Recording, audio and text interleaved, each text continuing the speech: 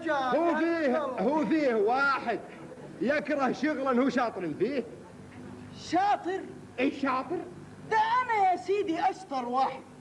اذا حطيت يدي في الشغل اطلع وما يعترف. ابويا هذا اللي حنا ندور. اي والله انك ابن حلال، عز الله انك جيد وتبي تشوف شغلنا.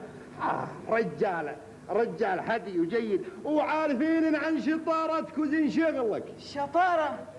ده انا يا سيدي فنان.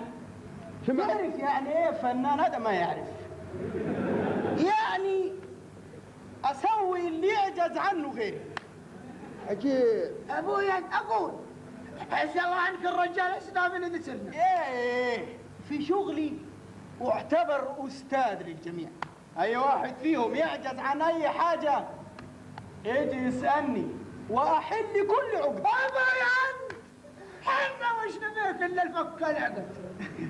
في الحقيقه يعني كده انتوا شوقتوني للعمل.